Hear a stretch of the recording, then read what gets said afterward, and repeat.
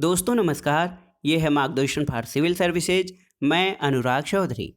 दोस्तों TGT PGT परीक्षा नागरिक शास्त्र के chapter wise practice and revision के अंतर्गत आज की वीडियो में प्रस्तुत है पीजीटी यानी प्रवक्ता परीक्षा के लिए अत्यंत ही महत्वपूर्ण टॉपिक अंतर्राष्ट्रीय राजनीति एवं प्रमुख संस्थाओं और संगठनों से संबंधित प्रश्न, जो आगामी प्रवक्ता परीक्षा नागरिक शास्त्र के लिए बहुत ही उपयोगी तथा महत्वपूर्ण है। तो आइए शुरू करते हैं आज का वीडियो। दोस्तों आज की वीडियो का जो पहला प्रश्न है, देखिए बहुत ही महत्वपूर्ण प्रश्न है। किसने कहा है कि अंतर्राष्ट्रीयतावाद का मार्ग राष्ट्रवाद से ही गुजरता है? ऑप्शन है आपके F.L. सूमा, A.E. जिम्मर्न, मार्टिन किंगसले या R.M. हचिंस। तो सही उत्तर है दोस्तों, अंतर्राष्ट्रीयतावाद का मार्ग राष्ट्रवाद से ही गुजरता है, A.E. जिम्मर्न का कथन है। अगला प्रश्न देखते हैं, इनमें से कौन अंतर्राष्ट्रीयतावाद में विश्वास रखता था? ऑप्शन है वुडरो विल्सन, रूसो, बुल और कार। तो सही उत्तर है वुडरो विल्सन। दोस्तों वुडरो विल्सन अंतर्राष्ट्रीय राजनीति के एक आदर्शवादी विचारक रहे हैं और ये अंतर्राष्ट्रीयतावाद में विश्वास रखते थे। अगला प्रश्न है दोस्तों, मार्टिन कैपलान ने अंतर्राष्ट्रीय राज्य व्यवस्था के निम्न में से किस प्रतिमान की कल्पना नहीं की थी? ऑप्शन है शक्ति संतुलन व्यवस्था, उत्तर परमाणु युद्ध मॉडल, शिथिल दो ध्रुवीय व्यवस्था, दृढ़ दो ध्रुवीय व्यवस्था। तो उत्तर है दोस्तों, मार्टिन कैपलान ने अंतर्राष्ट्रीय व्यवस्था सिद्धांत में जिन मॉडलों की चर्चा की है उनमें उत्तर परमाणु युद्ध मॉडल नहीं है। अगला प्रश्न है, अंतर्राष्ट्रीय संबंधों में संतुलन या स्थिरता के निश्चित तत्व के रूप में शक्ति संतुलन का वर्णन किसने किया है? आपको बताना है कि अंतर्राष्ट्रीय संबंधों में संतुलन या स्थिरता के निश्चित तत्व के रूप में शक्ति संतुलन यानी बैलेंस ऑफ पावर का वर्णन किसने किया है? तो एक विचारक हैं जॉर्ज श्वार्जेनबर्गर। दोस्तों जॉर्ज श्वार्जेनबर्गर ने अंतर्राष्ट्रीय संबंधों में संतुलन या स्थिरता के निश्चित तत्व के रूप में शक्ति संतुलन का वर्णन किया है। अगला प्रश्न है दोस्तों, शक्ति संतुलन व्यवस्था के संतुलन का सबसे अधिक इस्तेमाल किया जाने वाला साधन क्या है? ऑप्शन है आपके युद्ध, शांति, सहबंध या फिर तटस्थीकरण। तो सही उत्तर है दोस्तों, शक्ति संतुलन व्यवस्था के संतुलन का सबसे अधिक इस्तेमाल किया जाने वाला साधन सहबंध है। जब कोई राज्य या कोई राष्ट्र ये सोचता है कि उसे किसी दूसरे राष्ट्र से खतरा है तो वो किसी अपने सहयोगी राष्ट्र के साथ सहबंध बनाकर अपनी स्थिति को मजबूत करने का प्रयास करता है। अगला प्रश्न है, सत्ता के लगभग बराबर वितरण के रूप में शक्ति का संतुलन शब्द का प्रयोग किसने किया था? तो सही उत्तर है दोस्तों, मार्गेनथाउ। H.J. मार्गेनथाउ ने सत्ता के लगभग बराबर वितरण के रूप में शक्ति के संतुलन शब्द का उपयोग किया था। अगला प्रश्न है दोस्तों, समत्व से असमत्व में निरंतर परिवर्तित होने वाला निम्न में से क्या है? तो सही उत्तर है शक्ति का संतुलन। दोस्तों शक्ति का संतुलन समत्व से असमत्व में निरंतर परिवर्तित होने वाला तत्व है। अगला प्रश्न है, निम्नलिखित में से शक्ति संतुलन की विशेषता कौन सी नहीं है? आपको बताना है। देखिए, इतिहासकार शक्ति संतुलन को वस्तुनिष्ठ दृष्टि से देखता है जबकि राजनीतिज्ञ उसे व्यक्तिनिष्ठ दृष्टि से देखता है। सही है। शक्ति संतुलन की नीति गतिशील होती है। सही है। शक्ति संतुलन की स्थापना स्वतः हो जाती है। ये सही नहीं है। और विश्व के राष्ट्रों के बीच शक्ति संतुलन सदैव बना रह सकता है। तो सही उत्तर देखिए दोस्तों, यहाँ पर विश्व के राष्ट्रों के बीच शक्ति संतुलन सदैव बना रह सकता है। ये दोस्तों कह रहे हैं कि कौन सी सही नहीं है? तो ऑप्शन सी आपका सही नहीं है कि शक्ति संतुलन की स्थापना स्वतः हो जाती है। अगला प्रश्न है, शक्ति संतुलन अब आतंक के संतुलन के रूप में बदल गया है। देखिए, शक्ति संतुलन अब आतंक के संतुलन के रूप में बदल गया है क्योंकि ऑप्शन है आपके शक्ति संतुलन के लिए युद्ध का प्रयोग अत्यधिक हानिकारक होगा, प्रत्येक राज्य आतंक को परोक्ष प्रोत्साहन दे रहा है, सुरक्षा परिषद ने आतंक के संतुलन पर अस्थायी निषेधाधिकार लगा दिया है और उपर्युक्त में से कोई नहीं। तो सही उत्तर है ऑप्शन ए, शक्ति संतुलन के लिए युद्ध का प्रयोग अत्यधिक हानिकारक होगा। अगला प्रश्न है दोस्तों, बराक ओबामा के इस्लामिक स्टेट विरोधी गठबंधन में कौन सा देश शामिल नहीं है? ईरान, सऊदी अरब, जॉर्डन और संयुक्त अरब अमीरात। तो सही उत्तर है दोस्तों, ईरान जो है बराक ओबामा के इस्लामिक स्टेट विरोधी गठबंधन में शामिल नहीं है। अगला प्रश्न देखते हैं, बेल्जियम और हॉलैंड किन देशों के बीच मध्यवर्ती राज्य का कार्य करते थे? तो सही उत्तर है बेल्जियम और हॉलैंड दोस्तों फ्रांस और जर्मनी के बीच मध्यवर्ती स्टेट का कार्य करते थे। अगला प्रश्न है, सामूहिक सुरक्षा निम्न में से किससे अधिक व्यवस्थित है? तो सामूहिक सुरक्षा जिसको कलेक्टिव सिक्योरिटी कहा जाता है, पूछा जा रहा है कि किससे अधिक व्यवस्थित है? तो उत्तर है दोस्तों सामूहिक सुरक्षा शक्ति के संतुलन से अधिक व्यवस्थित है। ऑप्शन ए आपका सही उत्तर हो जाएगा। अगला प्रश्न है दोस्तों, संयुक्त राष्ट्र के तहत सामूहिक सुरक्षा का प्रथम प्रयोग किस वर्ष किया गया था? ऑप्शन है 1947, 1948, 1949 और 1950। तो सही उत्तर है 1950 में। और वो घटना आपको बतानी है कि संयुक्त राष्ट्र के तहत सामूहिक सुरक्षा का प्रथम प्रयोग 1950 में किस घटना के उपलक्ष्य में किया गया था। लेकिन सही उत्तर है संयुक्त राष्ट्र के तहत सामूहिक सुरक्षा का प्रथम प्रयोग 1950 में 1950 में किया गया था।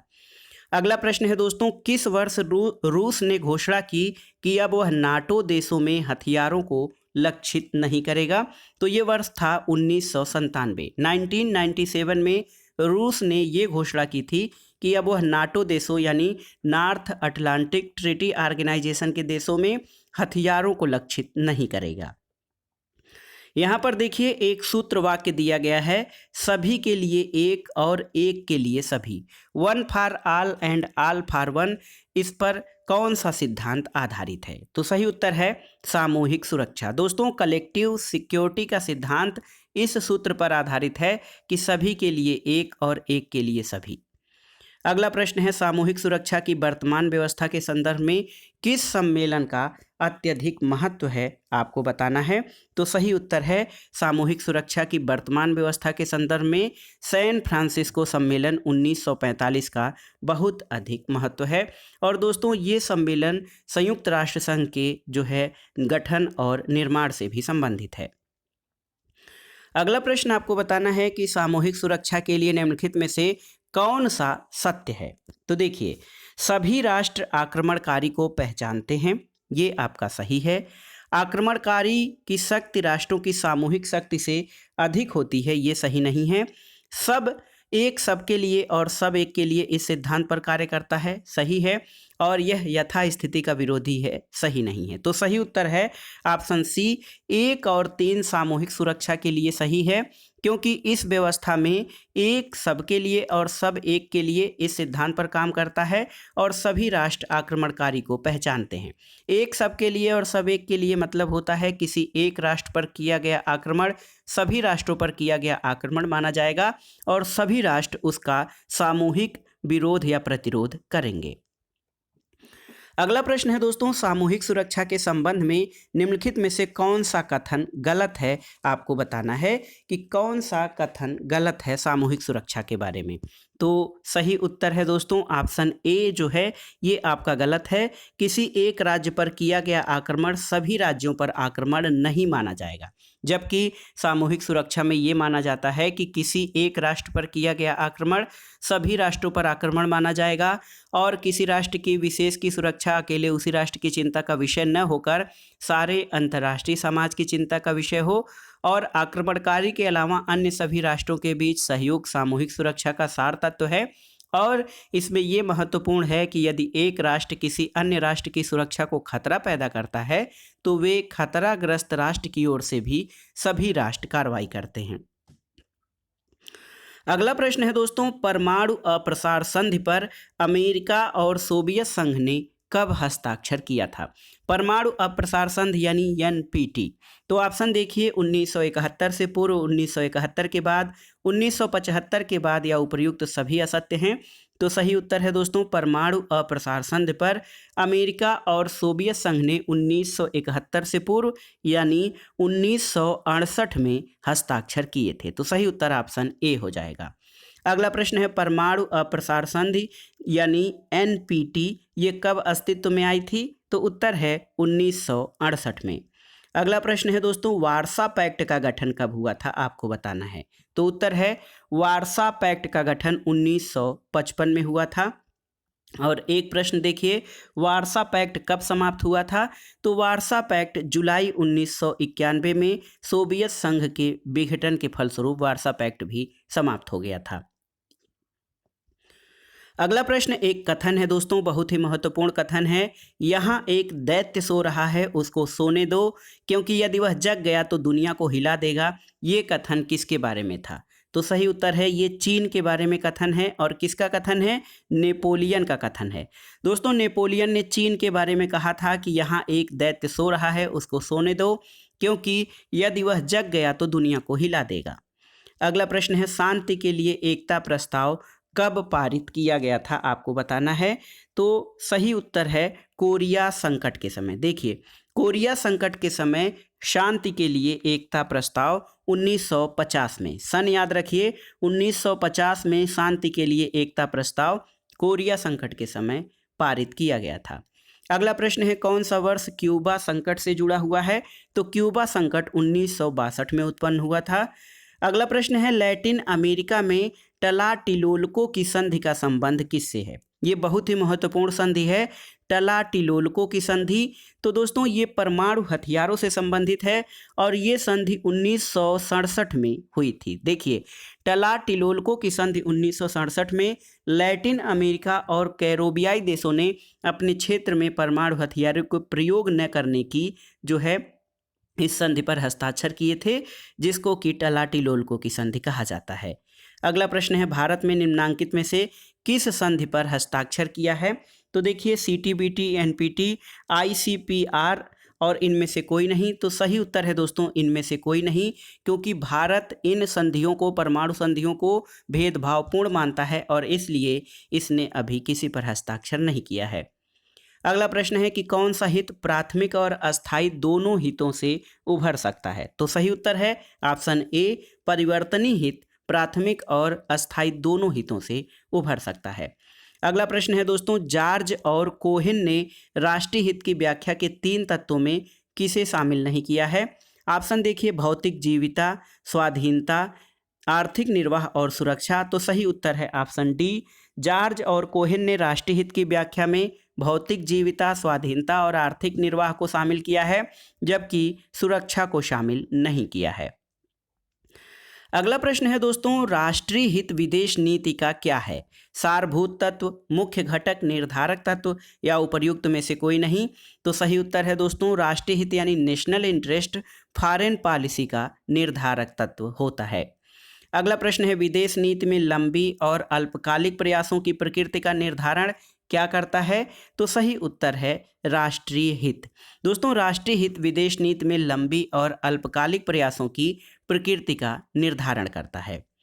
अगला प्रश्न आइए देखते हैं, शीत युद्ध, तनाव, शैथिल्य और गुट निरपेक्ष आंदोलन से एक पुस्तक है बहुत ही महत्वपूर्ण शीत युद्ध से संबंधित, the Cold War retrospect and prospect. इस पुस्तक के लेखक कौन हैं आपको बताना है। तो सही उत्तर है दोस्तों, the Cold War retrospect and prospect के लेखक जो हैं फ्रेडरिक एल सुमैन हैं। देखिए, फ्रेडरिक एल सुमैन की कृति है the Cold War retrospect and prospects. अगला प्रश्न है दोस्तों, शीत युद्ध शब्द का प्रयोग सबसे पहले किसके द्वारा किया गया? तो ये बहुत ही महत्वपूर्ण प्रश्न है। शीत युद्ध शब्द का प्रयोग बर्नार्ड बरूच द्वारा सबसे पहले 1946 में किया गया था। 1946 में कोल्ड वार शब्द का प्रयोग बर्नार्ड बारूच के द्वारा किया गया था। अगला प्रश्न है दोस्तों, शीत युद्ध यानी कोल्ड वार का अर्थ क्या है? तो सही उत्तर है महाशक्तियों के बीच तनावपूर्ण संबंध। महाशक्तियों यानी संयुक्त राज्य अमेरिका और सोवियत संघ के बीच तनावपूर्ण संबंधों को शीत युद्ध की संज्ञा दी जाती है। अगला प्रश्न है, इनमें से किस घटना को शीत युद्ध के समापन का महत्वपूर्ण कारण माना जाता है? तो देखिए, सही उत्तर है सोवियत संघ का विघटन या सोवियत संघ के पतन को शीत युद्ध के समापन का महत्वपूर्ण कारक माना जाता है। अगला प्रश्न है दोस्तों, शीत युद्ध के अंत का प्रमुख परिणाम क्या था? तो शीत युद्ध के अंत का परिणाम ये था कि जो साम्यवादी शक्ति थी उसका अंत हो गया, उसका विघटन हो गया और बाजार अर्थव्यवस्था यानी पूंजीवादी अर्थव्यवस्था की लोकप्रियता हो गई। अगला प्रश्न है, एक ध्रुवीय विश्व व्यवस्था के उदय का कारण क्या था? तो सही उत्तर है दोस्तों, एक ध्रुवीय विश्व व्यवस्था के उदय का कारण सोवियत संघ का विघटन था और इसके बाद विश्व में केवल एक ध्रुव रह गया, यानी जिसका नेतृत्व संयुक्त राज्य अमेरिका कर रहा था। अगला प्रश्न है दोस्तों, इनमें से किस घटना को तनाव शैथिल्य से जोड़ना अनुचित होगा? ऑप्शन है नाटो का गठन, निक्सन की चीन यात्रा, साल्ट की संधि या अमेरिका की वियतनाम से वापसी। तो दोस्तों, तनाव शैथिल्य का अर्थ ये होता है कि जब दोनों महाशक्तियों के बीच संबंध अच्छे होने लगे और तनाव को कम किया जाने लगा या तनाव कम होने लगे। लेकिन नाटो का गठन, नॉर्थ अटलांटिक ट्रीटी ऑर्गेनाइजेशन, ये एक सैनिक संघ थी, इसका गठन तनाव शैथिल्य से जोड़ना सही नहीं होगा। अगला प्रश्न है, निम्नलिखित में नेताओं में कौन सा समूह गुट निरपेक्ष आंदोलन के लिए जिम्मेदार है? तो दोस्तों, गुट निरपेक्ष आंदोलन के प्रणेता नेहरू, नासिर और टीटो रहे हैं। आप जानते हैं, गुट निरपेक्ष आंदोलन यानी दोनों महाशक्तियों से दूर रहकर अपनी अलग नीति और आर्थिक विकास को प्रोत्साहित करने के लिए नेहरू, नासिर और टीटो ने गुट निरपेक्ष आंदोलन का प्रारंभ किया था। अगला प्रश्न है, किसका संबंध गुट निरपेक्ष आंदोलन से नहीं था? देखिए, नेहरू, नासिर, चर्चिल और टीटो। तो सही उत्तर है विंस्टन चर्चिल। दोस्तों, विंसेंट चर्चिल का संबंध गुट निरपेक्ष आंदोलन से नहीं था, जबकि जवाहरलाल नेहरू, कर्नल नासिर और दोस्तों मार्शल टीटो गुट निरपेक्ष आंदोलन से संबंधित थे। अगला प्रश्न देखते हैं, निम्नलिखित में से देखिए दोस्तों, अगला प्रश्न है, निम्नलिखित में से कौन गुट निरपेक्ष आंदोलन से नहीं जुड़े थे? नेहरू, द गाल, यासर अराफात और टीटो। तो इसमें द गाल दोस्तों गुट निरपेक्ष आंदोलन से नहीं जुड़े थे। गुट निरपेक्ष आंदोलन के संस्थापक कौन थे? तो यहाँ पर देखिए, Mandela, Indira Gandhi, Marshal Tito और आइजनहावर। तो इसमें मार्शल टीटो सही उत्तर हो जाएगा। अगला प्रश्न है, कौन निर्गुट आंदोलन का संस्थापक नहीं था? देखिए, Jawaharlal Nehru, Colonel Nasser, Marshal Tito और कर्नल गद्दाफी। तो कर्नल गद्दाफी जो है ये गुट निर्गुट आंदोलन के संस्थापक नहीं थे। अगला प्रश्न है, गुट निरपेक्षता की नीति के प्रतिपादक कौन थे? तो देखिए, जवाहरलाल नेहरू। अगला प्रश्न है दोस्तों, गुट निरपेक्ष वैदेशिक नीति का प्रतिपादन किसने किया था? आपको बताना है कि नॉन अलाइनमेंट वैदेशिक नीति का प्रतिपादन किसके द्वारा किया गया था? जवाहरलाल नेहरू, मोरारजी देसाई, अटल बिहारी वाजपेयी या लाल बहादुर शास्त्री। तो सही उत्तर है गुट निरपेक्ष वैदेशिक नीति का जो है प्रतिपादन पंडित जवाहरलाल नेहरू द्वारा किया गया था। अगला प्रश्न है दोस्तों, बांडुंग सम्मेलन किस वर्ष हुआ था? आपको बताना है। तो उत्तर है बांडुंग सम्मेलन 1955 में आयोजित हुआ था। एफ्रो एशियाई देशों का ये सम्मेलन था। अगला प्रश्न है, नई अंतर्राष्ट्रीय व्यवस्था की मांग कब उठाई गई थी? तो उत्तर है बांडुंग सम्मेलन में नई अंतर्राष्ट्रीय व्यवस्था की मांग उठाई गई थी। अगला प्रश्न है दोस्तों, गुट निरपेक्ष देशों का पहला सम्मेलन कहाँ आयोजित हुआ था? तो उत्तर है बेलग्रेड में 1961 में गुट निरपेक्ष देशों का पहला सम्मेलन आयोजित हुआ था। एक प्रश्न और पूछा जाता है कि भारत में गुट निरपेक्ष शिखर सम्मेलन पहली बार कब आयोजित हुआ था? तो ये था वर्ष 1983, जब भारत में गुट निरपेक्ष शिखर सम्मेलन का आयोजन पहली बार हुआ था। अगला प्रश्न है कि 7वां गुट निरपेक्ष सम्मेलन बैठक कहाँ पर आयोजित हुआ था? तो सही उत्तर है दोस्तों 7वां गुट निरपेक्ष सम्मेलन नई दिल्ली में आयोजित हुआ था। और गुट निरपेक्ष शिखर सम्मेलन निम्न नगरों में आयोजित हुए थे क्रमशः। तो उत्तर है लुसाका में 1970 में और अल्जियर्स में 1973 में। अगला प्रश्न दोस्तों भारत की विदेश नीति से संबंधित है। पूछा गया है कि भारत की विदेश नीति आधारित है किस पर? तो सही उत्तर है भारत की विदेश नीति गुट निरपेक्षता के सिद्धांत पर आधारित है। अब आइए देखते हैं अंतर्राष्ट्रीय संस्थाओं और संगठनों से संबंधित प्रश्न। सबसे पहले संयुक्त राष्ट्र और उसके अन्य अभिकरण से प्रश्नों को देखते हैं। संयुक्त राष्ट्र की स्थापना किस वर्ष हुई थी? दोस्तों संयुक्त राष्ट्र से पहले एक और जो संगठन था अंतर्राष्ट्रीय स्तर पर, उसका नाम था राष्ट्र संघ, जिसको कि लीग ऑफ नेशंस कहा जाता है। दोस्तों राष्ट्र संघ की स्थापना किस वर्ष हुई थी आपको बताना है। तो सही उत्तर है 1920 में। लीग ऑफ नेशंस की स्थापना प्रथम विश्व युद्ध के बाद 1920 में हुई थी। अगला प्रश्न है संयुक्त राष्ट्र को मुख्यतः किस संगठन का परवर्ती रूप माना जाता है? तो संयुक्त राष्ट्र यानी यूनाइटेड नेशंस को लीग ऑफ नेशंस का परवर्ती रूप माना जाता है और संयुक्त राष्ट्र संघ की स्थापना 1945 में हुई थी, जबकि राष्ट्र संघ प्रथम विश्व युद्ध के समाप्ति के बाद 1920 में उसका गठन किया गया था। अगला प्रश्न है दोस्तों, संयुक्त राष्ट्र शब्द किसने बनाया था? तो उत्तर है संयुक्त राष्ट्र शब्द अमेरिकी राष्ट्रपति फ्रैंकलिन डी रूजवेल्ट द्वारा निर्मित किया गया था। अगला प्रश्न है, मित्र राष्ट्रों द्वारा द्वितीय विश्व युद्ध के बाद की व्यवस्था बनाने में किस सम्मेलन का महत्वपूर्ण योगदान रहा? तो सही उत्तर है दोस्तों, मित्र राष्ट्रों द्वारा द्वितीय विश्व युद्ध के बाद की व्यवस्था बनाने में याल्टा सम्मेलन 1945 का महत्वपूर्ण योगदान था। अगला प्रश्न है, संयुक्त राष्ट्र चार्टर को निम्नलिखित में से किस एक सम्मेलन में अंगीकृत किया गया था? तो दोस्तों ये सम्मेलन था सैन फ्रांसिस्को सम्मेलन, जिसमें संयुक्त राष्ट्र चार्टर को जो है अंगीकृत किया गया था। दोस्तों 1 जून 1945 को संयुक्त राष्ट्र संघ के लिए सैन फ्रांसिस्को में एक सम्मेलन हुआ और यहीं पर 50 सदस्यों ने इसके चार्टर पर हस्ताक्षर किए थे। अगला प्रश्न है कि निम्नलिखित में से कौन एक संयुक्त राष्ट्र संघ का उद्देश्य नहीं है? युद्ध रोकना और शांति स्थापित करना ये उद्देश्य है। मानव अधिकार और अंतर्राष्ट्रीय विधि के प्रति सम्मान जगाना ये भी है। क्षेत्रीय सहयोग को प्रोत्साहित करना, क्षेत्रीय सहयोग भी संयुक्त राष्ट्र का उद्देश्य है। अंतरिक्ष को जीतना और इस पर शोध करना ये संयुक्त राष्ट्र का उद्देश्य नहीं है। अगला प्रश्न देखते हैं, संयुक्त राष्ट्र संघ की स्थापना कहाँ की गई थी? ऑप्शन है हेग, सैन फ्रांसिस्को, नीदरलैंड या फिर जिनेवा। तो उत्तर है दोस्तों ऑप्शन बी, सैन फ्रांसिस्को में संयुक्त राष्ट्र संघ की स्थापना की गई थी। अगला प्रश्न है, यूएनओ यानी यूनाइटेड नेशंस ऑर्गेनाइजेशन की स्थापना कब हुई थी? तो आप जानते हैं कि 1945 में 24 अक्टूबर 1945 को दोस्तों संयुक्त राष्ट्र संघ की स्थापना हुई थी। अगला प्रश्न इसी से है कि संयुक्त राष्ट्र संघ कब स्थापित हुआ था? तो उत्तर है आपका 24 अक्टूबर 1945 को। और संयुक्त राष्ट्र संघ चार्टर आधिकारिक रूप से कब लागू हुआ था? तो दोस्तों 24 अक्टूबर 1945 को संयुक्त राष्ट्र संघ का चार्टर आधिकारिक रूप से लागू हुआ था और इसी तिथि को संयुक्त राष्ट्र संघ का स्थापना दिवस मनाया जाता है। एक और महत्वपूर्ण प्रश्न है दोस्तों, संयुक्त राष्ट्र संघ के चार्टर में कुल कितनी धाराएं हैं? तो दोस्तों धाराओं की संख्या 111 यानी 111 111 धाराएं हैं संयुक्त राष्ट्र संघ के चार्टर में। अगला प्रश्न है, संयुक्त राष्ट्र संघ की स्थापना के समय इसके प्रारंभिक सदस्य राज्यों की संख्या कितनी थी? 48, 49, 50 या 51? तो सही उत्तर है संयुक्त राष्ट्र संघ की स्थापना के समय इसके प्रारंभिक सदस्य राज्यों की संख्या 50 थी। तो याद रख लीजिए संयुक्त राष्ट्र संघ के स्थापना के समय प्रारंभिक सदस्य राज्य 50 थे।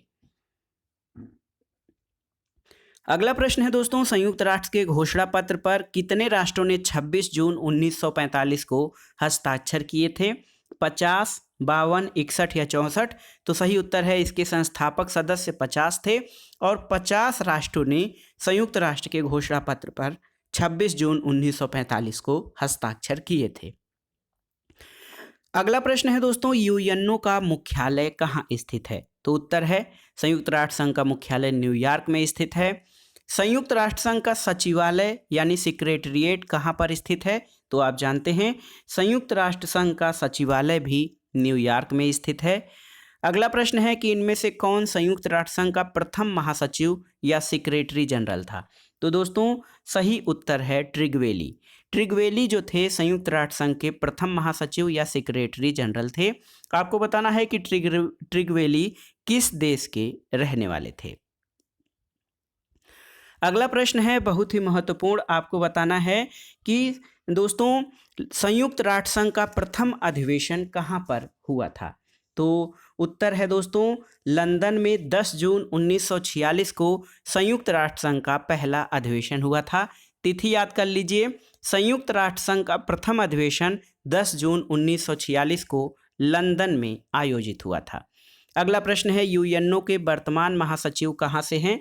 तो उत्तर है यूएनओ के वर्तमान महासचिव पुर्तगाल से हैं, जो हैं एंटोनियो गुटरेस। तो दोस्तों यूएनओ के वर्तमान महासचिव एंटोनियो गुटरेस हैं जो पुर्तगाल के हैं। एक प्रश्न यूएनओ से और बन सकता है दोस्तों, यूएनओ में कुल कितने सदस्य हैं वर्तमान में? तो सही उत्तर है 193। दोस्तों संयुक्त राष्ट्र संघ के सदस्यों की संख्या वर्तमान में 193 है। अगला प्रश्न है कि संयुक्त राष्ट्र संघ के महामंत्री का कार्यकाल कितने वर्षों का होता है, आपको बताना है। तो सही उत्तर है संयुक्त राष्ट्र संघ के महामंत्री का कार्यकाल 5 वर्ष का होता है। एक प्रश्न है देखिए, पैकेज डील का संबंध किससे है? तो उत्तर है संयुक्त राष्ट्र संघ की सदस्यता या मेंबरशिप से संबंधित है पैकेज डील। अगला प्रश्न है, विश्व संगठन के चार्टर में संयुक्त राष्ट्र संघ के कुल कितने प्रधान अंगों का उल्लेख किया गया है? तो दोस्तों आप जानते हैं संयुक्त राष्ट्र संघ के 6 अंग हैं। एक तो है सामान्य सभा या महासभा जिसको कहा जाता है, दूसरा सुरक्षा परिषद या सिक्योरिटी काउंसिल, तीसरा है आर्थिक और सामाजिक परिषद, चौथा है अंतर्राष्ट्रीय न्यायालय यानी इंटरनेशनल कोर्ट ऑफ जस्टिस, इसके अलावा न्यास परिषद, और छठवां अंग जो है इसका सचिवालय है। तो देखिए 6 अंग हैं, संयुक्त राष्ट्र संघ के 6 प्रधान अंग हैं। अगला प्रश्न है दोस्तों, निम्नलिखित में से कौन सा संयुक्त राष्ट्र संघ का सबसे बड़ा अंग है? सुरक्षा परिषद, न्यास परिषद, अंतर्राष्ट्रीय न्यायालय या फिर सामान्य सभा? दोस्तों सामान्य सभा या जिसको महासभा कहा जाता है, ये संयुक्त राष्ट्र संघ का सबसे बड़ा अंग है। तो बहुत ही महत्वपूर्ण है दोस्तों, संयुक्त राष्ट्र संघ का सबसे बड़ा अंग सामान्य सभा है, और जो दुनिया के 193 सदस्य राष्ट्र हैं, ये अपने 5-5 प्रतिनिधियों को इनमें भेज सकते हैं। तो इस हिसाब से ये सबसे बड़ा जो अंग है संयुक्त राष्ट्र का, वो है सामान्य सभा। अगला प्रश्न है, संयुक्त राष्ट्र संघ का कौन सा विशिष्ट अभिकरण नहीं है? देखिए, विश्व स्वास्थ्य संगठन, अंतर्राष्ट्रीय मुद्रा कोष, अंतर्राष्ट्रीय न्यायालय या फिर अंतर्राष्ट्रीय औद्योगिक विकास संगठन? तो देखिए दोस्तों, यहाँ पर अगर जो प्रश्न कहा जाए कि संयुक्त राष्ट्र संघ का विशिष्ट अभिकरण कौन सा है, तो ये आपका होगा कौन सा नहीं है, तो अंतर्राष्ट्रीय न्यायालय।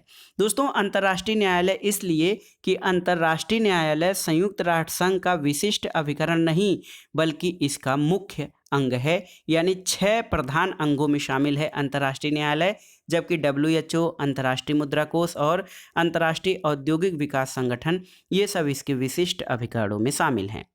अगला प्रश्न है, कौन सा एक संयुक्त राष्ट्र संघ का प्रधान अंग है? तो WHO, अंतर्राष्ट्रीय श्रम संगठन, आर्थिक और सामाजिक परिषद, अंतर्राष्ट्रीय नागरिक विमानन संगठन? तो उत्तर है दोस्तों संयुक्त राष्ट्र संघ का प्रधान अंग या मुख्य अंग जो इसके चार्टर में वर्णित है, वो है आर्थिक और सामाजिक परिषद। अगला प्रश्न है, इनमें से कौन संयुक्त राष्ट्र संघ का प्रमुख अंग नहीं है? देखिए, security council, trusteeship council, UNESCO या सेक्रेटरीट? तो सही उत्तर है यूनेस्को संयुक्त राष्ट्र संघ का प्रमुख अंग नहीं है, क्योंकि सुरक्षा परिषद, न्यासी परिषद और सचिवालय इसके प्रमुख अंगों में शामिल है। अगला प्रश्न बहुत ही महत्वपूर्ण है, संयुक्त राष्ट्र संघ का कौन सा अंग 1994 से कार्यशील नहीं है, आपको बताना है। तो सही उत्तर है न्यासी परिषद। ट्रस्टीशिप काउंसिल या न्यास परिषद 1994 से कार्यशील नहीं है। अगला प्रश्न है दोस्तों, निम्नलिखित में से कौन एक संयुक्त राष्ट्र संघ का मुख्य अंग नहीं है, आपको बताना है। देखिए, महासभा ये है, सुरक्षा परिषद भी है, न्यास परिषद भी संयुक्त राष्ट्र का मुख्य अंग है, अंतर्राष्ट्रीय श्रम संगठन ये संयुक्त राष्ट्र का मुख्य अंग नहीं है। अगला प्रश्न दोस्तों बहुत ही महत्वपूर्ण है। देखिए, संयुक्त राष्ट्र संघ के चार्टर में किस अनुच्छेद में महासभा की शक्तियों और कार्यों का वर्णन किया गया है? तो सही उत्तर है चार्टर के 11वें अनुच्छेद में महासभा की शक्तियों और कार्यों का वर्णन किया गया है। अगला प्रश्न है, संयुक्त राष्ट्र महासभा द्वारा पारित सामूहिक सुरक्षा से संबंधित एक महत्वपूर्ण प्रस्ताव किस प्रतिवेदन पर आधारित था? तो सही उत्तर है कि ये एचिसन प्रस्ताव 1950 पर आधारित था, संयुक्त राष्ट्र महासभा द्वारा पारित सामूहिक सुरक्षा से संबंधित महत्वपूर्ण प्रस्ताव। अगला प्रश्न है, शांति के लिए एकता प्रस्ताव संयुक्त राष्ट्र की महासभा में कब पारित हुआ था? तो वर्ष आप जानते हैं 1950 में, लेकिन शांति के लिए एकता प्रस्ताव 3 नवंबर 1950 को महासभा में पारित हुआ था। अगला प्रश्न है दोस्तों, निम्नलिखित में से संयुक्त राष्ट्र संघ के किस एक अंग ने 10 दिसंबर 1948 को मानवाधिकारों की विश्वव्यापी घोषणा को अंगीकृत किया था? तो ये अंग था महासभा। संयुक्त राष्ट्र की महासभा की बैठकें होती हैं कब? तो उत्तर है दोस्तों, संयुक्त राष्ट्र संघ के महासभा की बैठकें वर्ष में एक बार जरूर होती हैं। अगला प्रश्न है कि मानव अधिकारों की सार्वदेशिक घोषणा कब की गई है? तो मानवाधिकारों की सार्वभौमिक घोषणा दोस्तों दिसंबर 1948 में की गई है। एक प्रश्न है कि हर वर्ष मानव अधिकार दिवस कब मनाया जाता है? तो 10 दिसंबर को प्रतिवर्ष मानव अधिकार दिवस मनाया जाता है। अगला प्रश्न देखते हैं, 10 दिसंबर 1948 को मानवाधिकारों की विश्वव्यापी घोषणा में कितने अनुच्छेद थे? तो सही उत्तर है दोस्तों 30 आर्टिकल्स थे 10 दिसंबर 1948 को मानवाधिकारों की विश्वव्यापी घोषणा में। अगला प्रश्न है, एमनेस्टी इंटरनेशनल एक विश्वव्यापी संगठन है जिसका कार्यक्षेत्र क्या है? तो एमनेस्टी इंटरनेशनल मानवाधिकारों के संरक्षण से संबंधित है। अगला प्रश्न है दोस्तों, मानवाधिकारों पर पहला विश्व सम्मेलन कहाँ आयोजित हुआ था? तो मानव अधिकारों पर पहला विश्व सम्मेलन वियना में आयोजित हुआ था। अगला प्रश्न है दोस्तों, देखिए, किसी देश के विरुद्ध सैनिक कार्रवाई करने की शक्ति संयुक्त राष्ट्र संघ के चार्टर के किस भाग में दी गई है? ये बहुत ही महत्वपूर्ण प्रश्न है दोस्तों। किसी देश के विरुद्ध सैनिक कार्रवाई करने की शक्ति संयुक्त राष्ट्र संघ के 7वें भाग में, चार्टर के 7वें भाग में दी गई है। अगला प्रश्न सिक्योरिटी काउंसिल से। दोस्तों, सिक्योरिटी काउंसिल संयुक्त राष्ट्र का बहुत ही सबसे महत्वपूर्ण अंग है, लेकिन सबसे विवादित भी है। सुरक्षा परिषद की कुल सदस्य संख्या आपसे पूछ रहा है, कंफ्यूज मत होइएगा दोस्तों। संयुक्त राष्ट्र सुरक्षा परिषद की कुल सदस्य संख्या 15 है, क्योंकि इसमें 5 अस्थायी और 10 अस्थायी सदस्य होते हैं। अगला प्रश्न है, संयुक्त राष्ट्र संघ की सुरक्षा परिषद में अस्थायी सदस्यों की कुल संख्या कितनी है? तो अस्थायी सदस्य 5 हैं। संयुक्त राष्ट्र संघ की सुरक्षा परिषद में कितने सदस्य अस्थायी हैं? तो 10 सदस्य अस्थायी हैं, जबकि 5 सदस्य अस्थायी होते हैं। अगला प्रश्न है कि सुरक्षा परिषद के अस्थायी सदस्य चुने जाते हैं कितनी अवधि के लिए? तो सही उत्तर है 2 वर्ष के लिए संयुक्त राष्ट्र सुरक्षा परिषद के अस्थायी सदस्यों का चुनाव होता है। अगला प्रश्न है, देखिए, निम्नलिखित में से कौन सा देश यूएन के सुरक्षा परिषद का अस्थायी सदस्य है? भारत, ताइवान, यूके या फिर ब्राजील? तो सही उत्तर है यूके। दोस्तों, यूनाइटेड किंगडम ये सुरक्षा परिषद का अस्थायी सदस्य है। सुरक्षा परिषद के अस्थायी 5 सदस्य कौन कौन से हैं? आपको इनका नाम कमेंट बॉक्स में बताना है। अगला प्रश्न है, संयुक्त राष्ट्र संघ के किस सदस्य को निषेधाधिकार यानी वीटो की शक्ति प्राप्त नहीं है?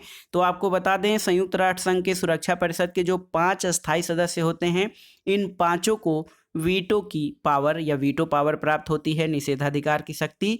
यहाँ पर देखिए, चीन, रूस, ब्रिटेन ये संयुक्त राष्ट्र सुरक्षा परिषद के अस्थायी सदस्य हैं, इनको वीटो की पावर प्राप्त है। आपसे पूछा गया है किस देश को वीटो पावर नहीं मिला हुआ है? तो ये है जर्मनी, क्योंकि जर्मनी सुरक्षा परिषद का अस्थायी सदस्य नहीं है। अगला प्रश्न है, यूएन सुरक्षा परिषद में वीटो या निषेधाधिकार क्या है? तो उत्तर है दोस्तों, सुरक्षा परिषद के अस्थायी सदस्यों द्वारा नकारात्मक वोट की प्रणाली, इसको वीटो कहा जाता है। तो उत्तर देखिए, सुरक्षा परिषद में वीटो जो है ये सुरक्षा परिषद के अस्थायी सदस्यों द्वारा नकारात्मक वोट की प्रणाली को कहा जाता है। अगला प्रश्न आइए देखते हैं। अगला प्रश्न है दोस्तों, अंतर्राष्ट्रीय न्यायालय कहाँ पर स्थित है? आपको बताना है। तो सही उत्तर है दोस्तों, अंतर्राष्ट्रीय न्यायालय नीदरलैंड, द हेग, नीदरलैंड में स्थित है। अगला प्रश्न है, अंतर्राष्ट्रीय न्यायालय में कितने न्यायाधीश होते हैं? तो उत्तर है, अंतर्राष्ट्रीय न्यायालय में 15 न्यायाधीश होते हैं। अंतर्राष्ट्रीय न्यायालय में गणपूर्त या कोरम के लिए न्यायाधीशों की कुल संख्या कितनी होती है? तो सही उत्तर है दोस्तों, अंतर्राष्ट्रीय न्यायालय में गणपूर्त या कोरम के लिए न्यायाधीशों की संख्या 9 है। अंतर्राष्ट्रीय न्यायालय के न्यायाधीशों को निर्वाचित किया जाता है किसके द्वारा? तो उत्तर है महासभा और सुरक्षा परिषद दोनों के द्वारा। संयुक्त राष्ट्र महासभा और सिक्योरिटी काउंसिल दोनों के द्वारा अंतर्राष्ट्रीय न्यायालय के सदस्यों को या न्यायाधीशों को निर्वाचित किया जाता है। अगला प्रश्न है दोस्तों, विश्व स्वास्थ्य संगठन का मुख्यालय कहाँ पर स्थित है? तो उत्तर है जेनेवा में। क्योटो सम्मेलन का मुद्दा किससे संबंधित था? तो दोस्तों, क्योटो जापान का एक शहर है, वहाँ पर संयुक्त राष्ट्र के तत्वाधान में एक सम्मेलन आयोजित हुआ था जो जलवायु परिवर्तन यानी क्लाइमेट चेंज से संबंधित है। अगला प्रश्न है, यूनेस्को का मुख्यालय कहाँ पर है? तो उत्तर है फ्रांस की राजधानी पेरिस में है यूनेस्को का मुख्यालय। अगला प्रश्न है दोस्तों, अंतर्राष्ट्रीय पर्यावरण के मुद्दे पर प्रथम संयुक्त राष्ट्र सम्मेलन कहाँ आयोजित हुआ था? तो स्टॉकहोम में अंतर्राष्ट्रीय पर्यावरण के मुद्दे पर प्रथम संयुक्त राष्ट्र सम्मेलन आयोजित हुआ था। अगला प्रश्न है दोस्तों, UDHR का विस्तार कीजिए। तो सही उत्तर है universal declaration of human right, यानी मानवाधिकारों की सार्वभौम घोषणा, ये UDHR का पूर्ण विस्तार है। अगला प्रश्न है दोस्तों, उरुग्वे चर्चा के दौर का परिणाम क्या हुआ था? तो उत्तर है उरुग्वे चर्चा के दौर का परिणाम विश्व व्यापार संगठन यानी WTO की स्थापना हुई थी। अगला प्रश्न है गैट। गैट का फुल फॉर्म है General Agreement on Trade and tariff.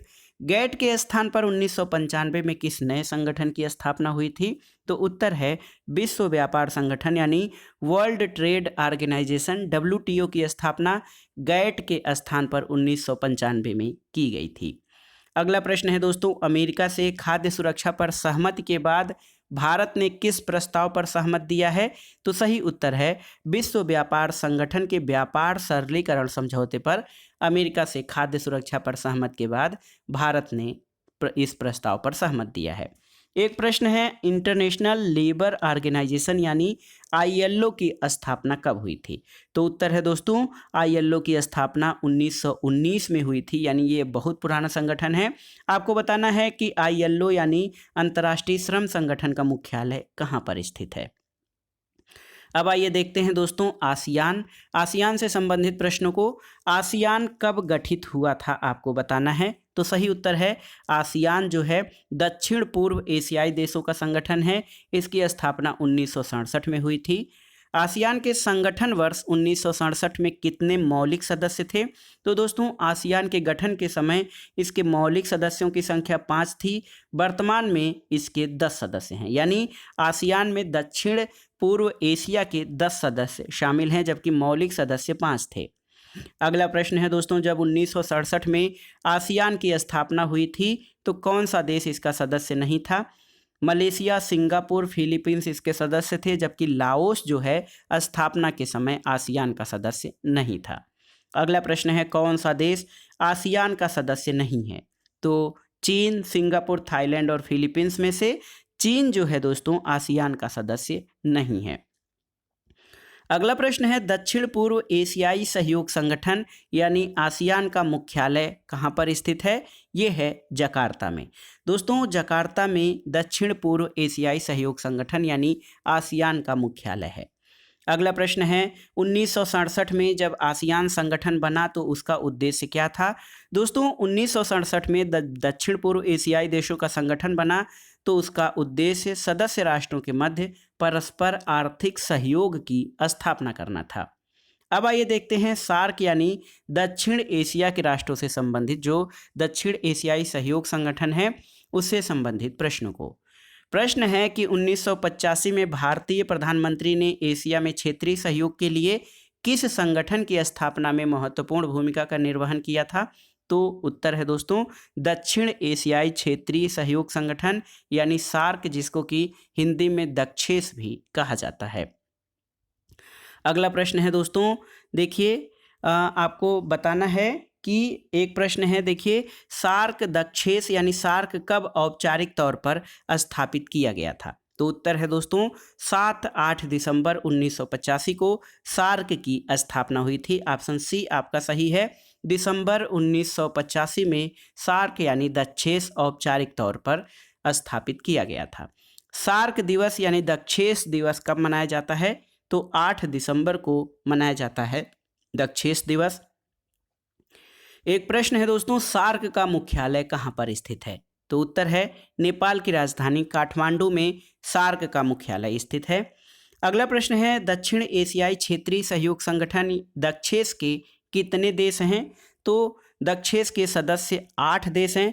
दोस्तों मूल रूप में इसमें 7 सदस्य देश थे, लेकिन बाद में अफगानिस्तान को भी अभी हाल में दक्षेस का सदस्य बनाया गया है, तो अब इसके सदस्य देशों की संख्या 8 हो गई है।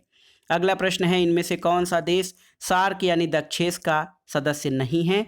तो सही उत्तर है चीन। दोस्तों चीन सार्क का सदस्य नहीं है, जबकि भारत, पाकिस्तान, बांग्लादेश, श्रीलंका, मालदीव, नेपाल, भूटान, अफगानिस्तान और बांग्लादेश ये सब सार्क के सदस्य देश हैं। अगला प्रश्न है, जिन देशों को दक्षेस द्वारा ऑब्जर्वर का दर्जा दिया गया है वो देश कौन से हैं? तो चीन और ऑस्ट्रेलिया को सार्क ने ऑब्जर्वर का दर्जा दिया है। अगला प्रश्न है दोस्तों, निम्नलिखित में से कौन सा दक्षेस के कार्य पद्धति का आधार है? आपको बताना है दक्षेस के कार्य पद्धति का आधार क्या है। तो सही उत्तर है दक्षेस के कार्य पद्धति का आधार सभी सदस्य राष्ट्रों की आम सहमति है। अगला प्रश्न है, किस वर्ष को सार्क में गरीबी उन्मूलन वर्ष के रूप में मनाया गया था? तो वर्ष 1995 को सार्क में गरीबी उन्मूलन वर्ष के रूप में प्रारूपित किया गया था।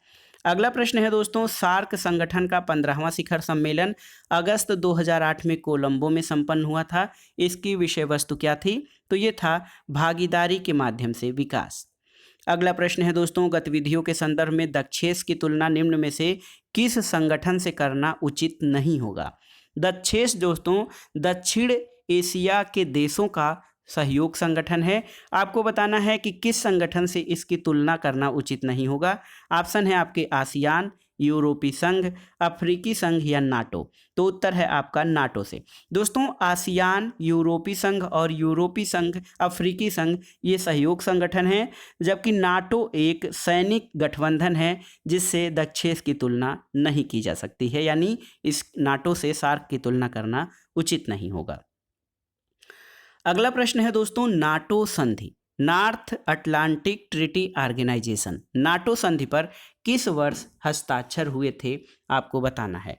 तो सही उत्तर है नाटो संधि पर दोस्तों देखिए 1949 में हस्ताक्षर हुए थे। तो सही उत्तर है नाटो की स्थापना दोस्तों 4 अप्रैल 1949 को हुई थी। नाटो का मुख्यालय कहाँ पर स्थित है? तो सही उत्तर है ब्रुसेल्स, बेल्जियम में नाटो का मुख्यालय स्थित है। उत्तर अटलांटिक संधि संगठन क्या है? तो सही उत्तर है दोस्तों नॉर्थ अटलांटिक ट्रीटी ऑर्गेनाइजेशन या उत्तर अटलांटिक संधि संगठन। ये एक सैनिक गठबंधन है। तो सही उत्तर सैनिक गठबंधन है। अगला प्रश्न है, यूरोपियन यूनियन के कितने सदस्य देश हैं? तो देखिए इसमें वर्तमान में यूरोपियन यूनियन में सदस्य देशों की संख्या 27 है। तो सही उत्तर है वर्तमान में यूरोपियन यूनियन के 27 सदस्य देश हैं। अगला प्रश्न है दोस्तों, किस संधि से यूरोपीय यूनियन के सदस्य देशों ने एक समान मुद्रा पर सहमति दी थी? तो सही उत्तर है मैस्ट्रिच संधि। दोस्तों मैस्ट्रिच संधि के आधार पर सदस्य यूरोपीय यानी ईयू, जिसको यूरोपीय यूनियन कहा जाता है, उसके सदस्य देशों ने एक समान मुद्रा पर सहमति दी थी। अगला प्रश्न है बिम्स्टेक। दोस्तों बिम्स्टेक का दूसरा शिखर सम्मेलन नवंबर 2008 में कहाँ पर आयोजित हुआ था? तो ये नई दिल्ली में आयोजित हुआ था। देखिए ये प्रश्न 2008 का पूछा गया है, तो इसका मतलब ये है कि आपसे जो करंट में वर्तमान में अंतर्राष्ट्रीय प्रमुख संगठन हैं यानी ऑर्गेनाइजेशन हैं, उनके जो करंट में सम्मेलन हुए हैं उनके बारे में आप ज़रूर देख लीजिएगा, जैसे गुटनिरपेक्ष आंदोलन, सार्क, आसियान और ब्रिक्स, ये सब इन सब संगठनों के सम्मेलन अभी हाल में कहाँ आयोजित हुए हैं उनके बारे में आप जरूर देख लीजिएगा। अगला प्रश्न है दोस्तों, ब्रिक्स देशों में कौन से सम्मिलित हैं? तो देखिए ब्रिक्स BRICS और इसका पहला अक्षर जो है एक देश को सूचित करता है, ब्राज़ील, रूस, इंडिया, चीन, साउथ अफ्रीका। तो ब्राज़ील, रसिया, इंडिया, चाइना और साउथ अफ्रीका ये ब्रिक्स देशों में शामिल हैं। अगला प्रश्न है दोस्तों, इस्लामिक स्टेट, देखिए IS, इस्लामिक स्टेट नामक आतंकी संगठन के पूरे नाम ISIS या ISIL में आने वाले अंतिम 2 अक्षर, इनका अर्थ क्या है? तो उत्तर है दोस्तों इराक एंड सीरिया और इराक एंड लिवांट, ये IS और IL के नाम हैं। अगला प्रश्न है फाली, साटलाफ और हिंस क्या है? तो सही उत्तर है दोस्तों फाली, साटलाफ और हिंस इस्लामिक स्टेट के आतंकियों द्वारा मारे गए व्यक्ति हैं। एक प्रश्न देखिए, G15 देशों का प्रथम शिखर सम्मेलन 1990 कहाँ आयोजित किया गया था? तो उत्तर है कुआलालंपुर में। कुआलालंपुर में G15 देशों का प्रथम शिखर सम्मेलन 1990 आयोजित किया गया था। अब आइए देखते हैं प्रमुख अंतर्राष्ट्रीय मुद्दों से संबंधित प्रश्न। पहला प्रश्न है कि यदि कोई हथियार नहीं होंगे तो कोई युद्ध नहीं होगा। यानी ये मान्यता कि जब देशों के पास हथियार होते हैं तो युद्ध होते हैं, और जब कोई हथियार नहीं होंगे तो कोई युद्ध नहीं होगा, ये धारणा किस विचार पर आधारित है? तो सही उत्तर है निशस्त्रीकरण यानी डिसआर्मामेंट। निशस्त्रीकरण जो है ये धारणा आधारित है कि यदि कोई हथियार नहीं होंगे तो कोई युद्ध नहीं होगा। अगला प्रश्न है दोस्तों, स्टार वार कार्यक्रम, इसके नाम से प्रसिद्ध रीगन का एक सशस्त्रीकरण कार्यक्रम, इसका नाम क्या था? तो दोस्तों अमेरिका के राष्ट्रपति रोनाल्ड रीगन का एक सशक्तिकरण कार्यक्रम स्टार वार जिसे कहा गया, वो दोस्तों उसका नाम स्ट्रेटेजिक डिफेंस इनिशिएटिव था। देखिए, Strategic Defence Initiative Ronald Reagan के सशक्तिकरण कार्यक्रम स्टार वार का नाम था। अगला प्रश्न है, नव उपनिवेशवाद यानी नियो कोलोनियलिज्म के संबंध में क्या सही है? दोस्तों नव उपनिवेशवाद प्रभाव क्षेत्र का साम्राज्य है और यह आधुनिक साम्राज्यवाद है, सही है। नव उपनिवेशवाद में एक शक्तिशाली राष्ट्र से और अपेक्षाकृत एक कम शक्तिशाली राष्ट्र का संबंध एक आर्थिक उपनिवेश या उपग्रह का होता है। इसके अलावा इसमें बहुराष्ट्रीय कंपनी यानी मल्टीनेशनल कंपनियों द्वारा खनिज संपदा एक उपभोक्ता व्यापार पर नियंत्रण आदि साधनों का प्रयोग किया जाता है और उपर्युक्त सभी। तो दोस्तों नव उपनिवेशवाद के संबंध में उपर्युक्त सभी कथन सही हैं। अगला प्रश्न है कि कौन सा सही है? भूमंडलीकरण का तात्पर्य क्या है? ऑप्शन देखिए, अंतर्राष्ट्रीयतावाद, संप्रभु राज्यों का अंत, क्षेत्रवाद या विश्व समाज के सहकारी स्वरूप का उद्भव। तो सही उत्तर है विश्व समाज के सहकारी स्वरूप का उद्भव, ये भूमंडलीकरण का तात्पर्य है। और भूमंडलीकरण में पूरी दुनिया को जो है एक गांव के रूप में मान्यता दी जाती है, ग्लोबल विलेज की। और दोस्तों यदि पूछा जाए कि भूमंडलीकरण का भारतीय प्रतिरूप क्या है, तो विश्व बंधुत्व वसुधैव कुटुंबकम की जो भावना है भारत में, ये भूमंडलीकरण का जो है भारतीय प्रतिरूप है। अगला प्रश्न है, कौन सा उत्तर दक्षिण संवाद का तात्पर्य नहीं है?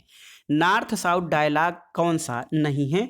तो इसमें देखिए, नई अंतर्राष्ट्रीय आर्थिक व्यवस्था की स्थापना का स्वप्न देखना, ये सही है। अमीर और गरीब देशों के बीच संवाद स्थापित करने का प्रयास, ये भी सही है, क्योंकि उत्तर के देश अमीर और दक्षिण के देश गरीब माने जाते हैं। उत्तर से तात्पर्य है विकसित देश और दक्षिण से तात्पर्य है विकासशील तीसरी दुनिया के देश। तो ये तीनों कथन सही हैं, यानी उत्तर दक्षिण संवाद का तात्पर्य ABC है। और आपसे पूछा जा रहा है कि उत्तर दक्षिण संवाद का तात्पर्य नहीं है, तो ये है विश्व व्यापार संगठन की स्थापना करना। तो दोस्तों ऑप्शन डी आपका सही है, ये उत्तर दक्षिण संवाद का तात्पर्य नहीं है। जबकि नॉर्थ साउथ डायलॉग जो है नई अंतर्राष्ट्रीय आर्थिक व्यवस्था, उत्तर दक्षिण के बीच संवाद और विकसित और विकासशील देशों के बीच के अंतर को कम करने से संबंधित है।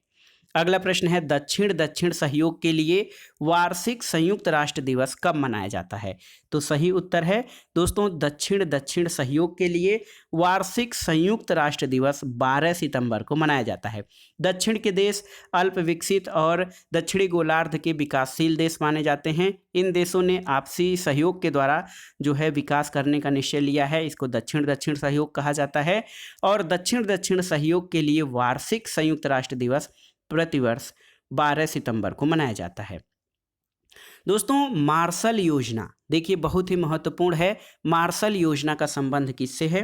तो उत्तर है पश्चिमी यूरोप की सहायता से संबंधित है मार्शल योजना। तो बहुत ही महत्वपूर्ण प्रश्न है, मार्शल योजना का संबंध किससे है?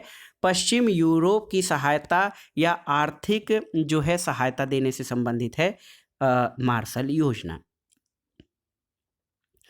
अगला प्रश्न देखते हैं दोस्तों, वैश्विक स्तर पर परमाणु ऊर्जा संबंधी मामलों के लिए गठित संगठन का नाम क्या है? तो इसका नाम है IAEA। IAEA क्या है दोस्तों? अंतर्राष्ट्रीय परमाणु ऊर्जा अभिकरण, यानी इंटरनेशनल एटॉमिक एनर्जी एजेंसी जो है, ये वैश्विक स्तर पर परमाणु ऊर्जा संबंधी मामलों के लिए गठित संगठन है। आपके लिए प्रश्न है कि अंतर्राष्ट्रीय परमाणु ऊर्जा अधिकरण की या अंतर्राष्ट्रीय परमाणु ऊर्जा आयोग की स्थापना जो है, ये कब की गई थी? अगला प्रश्न है दोस्तों, तृतीय विश्व या थर्ड वर्ल्ड, ये शब्दावली प्रयोग किसके द्वारा किया गया था सबसे पहले? तो सही उत्तर है दोस्तों, वर्ष 1952 में तीसरी दुनिया शब्दावली का प्रयोग अल्फ्रेड सावी के द्वारा किया गया था। वर्ष याद रखिएगा, 1952। देखिए, 1952 में अल्फ्रेड सावी द्वारा तृतीय विश्व शब्दावली का प्रयोग किया गया था। पहली दुनिया के देश कौन से हैं? पहली दुनिया के देश पूंजीवादी देश माने जाते हैं। दूसरी दुनिया के देश ये साम्यवादी देश हैं जो सोवियत संघ का अनुसरण करते थे। और तीसरी दुनिया के देश जो है द्वितीय विश्व युद्ध या 1945 के बाद आज़ाद हुए ऐसे देश हैं जो विकासशील देशों की श्रेणी में आते हैं। तो सही उत्तर है तृतीय विश्व पदावली का प्रयोग सबसे पहले 1952 में अल्फ्रेड सावी के द्वारा किया गया था। तीसरी दुनिया से क्या तात्पर्य है दोस्तों? तीसरी दुनिया एशिया, अफ्रीका और लैटिन अमेरिका के वे देश हैं जो पहले गुलाम थे। तो सही उत्तर है तीसरी दुनिया के देश या तृतीय विश्व शब्दावली का प्रयोग सबसे पहले अल्फ्रेड सावी के द्वारा किया गया था। तीसरी दुनिया के देश के अंतर्गत एशिया, अफ्रीका और लैटिन अमेरिका के वो देश हैं जो अब पहले किसी न किसी देश के गुलाम थे और आर्थिक रूप से अभी वो समृद्ध नहीं है, यानी विकासशील देशों की श्रेणी में आते हैं। अगला प्रश्न है, निम्नलिखित में से कौन तृतीय विश्व के सदस्य हैं? तो सही उत्तर है दोस्तों, तृतीय विश्व के सदस्य देशों में देखिए एशिया, भारत, नाइजीरिया और श्रीलंका आते हैं। देखिए यहाँ पर भारत, नाइजीरिया और श्रीलंका ये तृतीय विश्व के देशों में शामिल हैं। विकासशील देशों के अल्प विकास का कारण क्या है? ये है अगला प्रश्न। देखिए, ढांचागत सुविधाओं का विकास, परंपरागत कृषि, दक्ष और ईमानदार प्रशासकों का अभाव और इनमें से सभी। तो सही उत्तर है ऑप्शन डी, ढांचागत सुविधाओं का विकास, परंपरागत कृषि, दक्ष और ईमानदार प्रशासकों का अभाव, ये सभी विकासशील देशों के अल्प विकास का कारण है। अगला प्रश्न है दोस्तों, द्वितीय विश्व युद्ध के बाद एशिया में वह कौन सा पहला देश था जिसने अपनी स्वतंत्रता की घोषणा की थी? तो सही उत्तर है इंडोनेशिया। दोस्तों, सेकेंड वर्ल्ड वार के बाद इंडोनेशिया एशिया का पहला देश था जो स्वतंत्र हुआ था या जिसने अपने स्वतंत्रता की घोषणा की थी। अब आइए देखते हैं दोस्तों भारत की विदेश नीति, भारत, अमेरिका, रूस, चीन और अन्य देशों की विदेश नीतियों से संबंधित महत्वपूर्ण प्रश्नों को। प्रश्न है दोस्तों, अंतर्राष्ट्रीय संबंध को क्या कहा जाता है? विदेश नीति, आर्थिक नीति, सामाजिक नीति या देशी नीति? तो सही उत्तर है अंतर्राष्ट्रीय संबंध को विदेश नीति कहा जाता है। अगला प्रश्न है, अंतर्राष्ट्रीय संबंधों के संदर्भ में प्राचीन भारतीय विचारक किस तत्व की उपेक्षा करते हैं? धानवन, उदासीन, मित्र और शत्रु? तो ऑप्शन है ऑप्शन ए, अंतर्राष्ट्रीय संबंधों के संदर्भ में प्राचीन भारतीय विचारक उदासीन, मित्र और शत्रु तत्वों को जो है महत्व देते हैं और धानवन की उपेक्षा करते हैं। अगला प्रश्न है दोस्तों, भारतीय विदेश नीति आधारित है।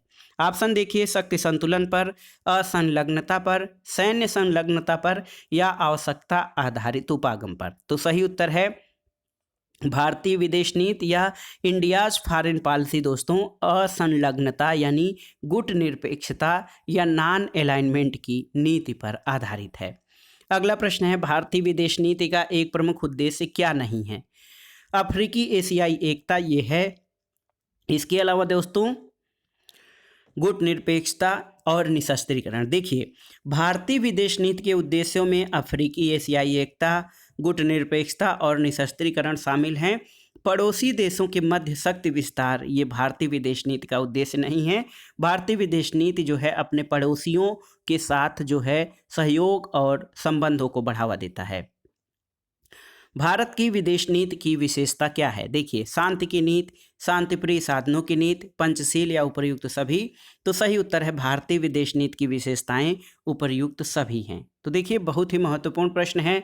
भारत की विदेश नीति शांति की नीति है, शांतिप्रिय साधनों की नीति है और पंचशील की नीति भी है।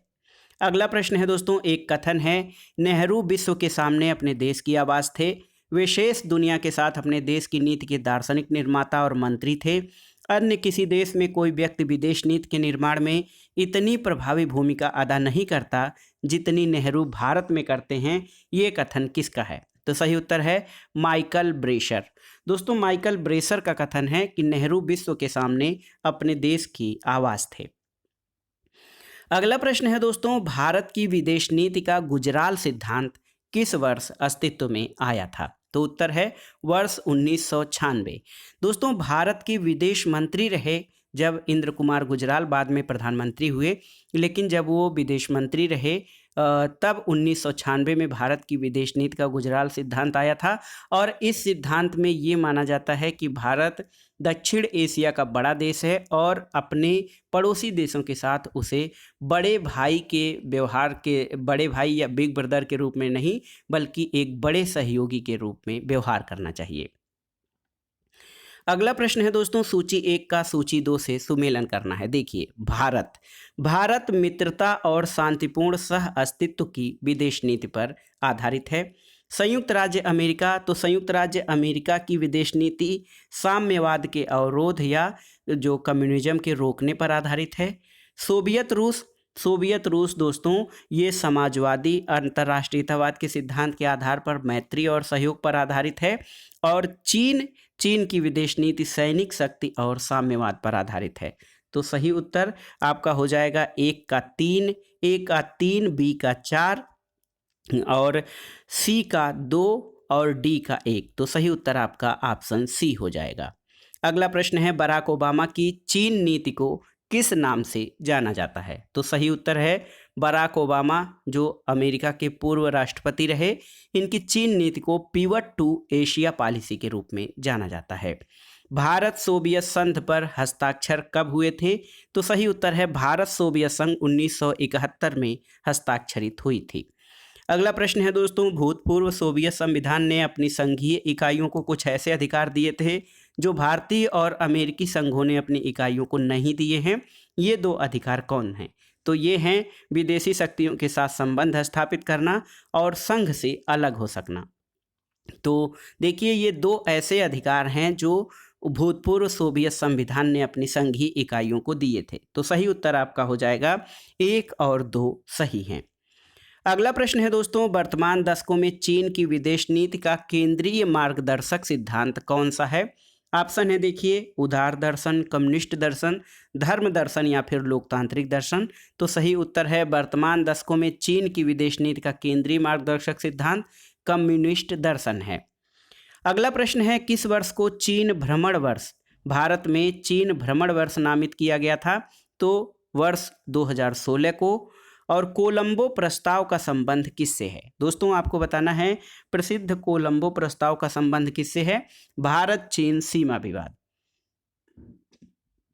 दोस्तों, कोलंबो प्रस्ताव का संबंध भारत चीन सीमा विवाद से है। अगला प्रश्न है, चीन के नेताओं की भारत यात्रा के दौरान किन स्थानों पर चीनी सेनाओं की घुसपैठ की समस्या हुई थी? तो सही उत्तर है लद्दाख के डेप्सांग और चुमार में चीन के नेताओं की भारत यात्रा के दौरान चीनी सेनाओं की घुसपैठ की समस्या हुई थी।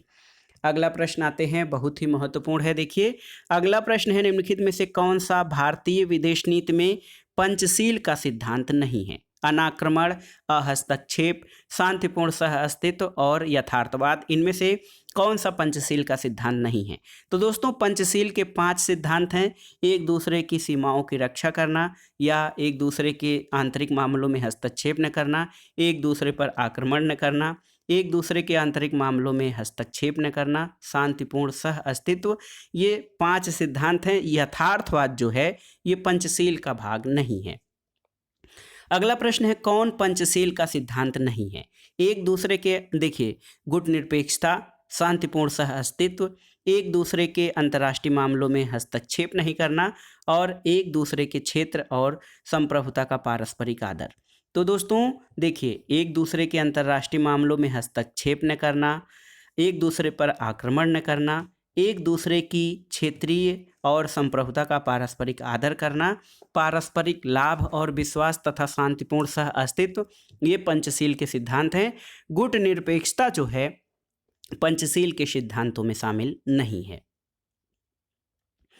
अगला प्रश्न है दोस्तों, पंचशील की प्रस्तावना किसने की थी, आपको बताना है। तो सही उत्तर है पंचशील की प्रस्तावना दोस्तों ये पंडित जवाहरलाल नेहरू ने की थी। तो सही उत्तर है नेहरू ने पंचशील की प्रस्तावना की थी।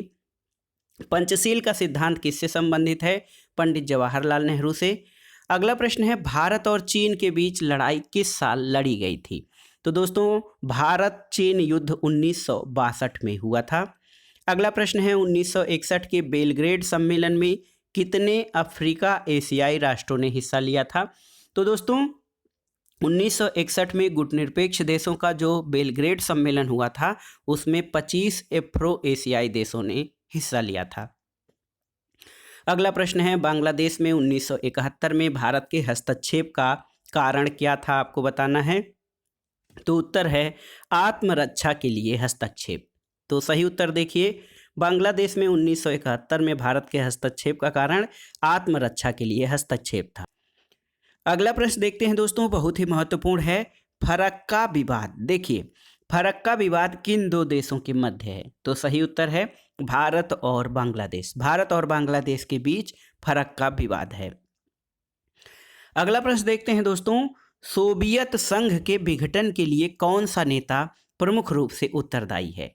तो सोवियत संघ का विघटन दोस्तों मिखाइल गोर्बाचोव के समयकाल में हुआ था और इसने मिखाइल गोर्बाचोव ने ग्लासनोस्ट और पेरेस्ट्रोइका की नीति चलाई थी, यानी खुलेपन और पुनर्निर्माण की, और ये सोवियत संघ के विघटन के लिए सबसे उत्तरदायी कारक थे। सोवियत संघ के विघटन के साथ ही दोस्तों शीत युद्ध यानी कोल्ड वार की समाप्ति भी हो गई थी। अगला प्रश्न है, परमाणु अप्रसार संधि यानी एनपीटी से अलग होने वाला पहला देश कौन था। तो ये है उत्तर कोरिया, परमाणु अप्रसार संधि से अलग होने वाला पहला देश था। अगला प्रश्न है दोस्तों, भारत सोवियत संघ शांति मैत्री और सहयोग संधि पर किस वर्ष हस्ताक्षर किए गए थे।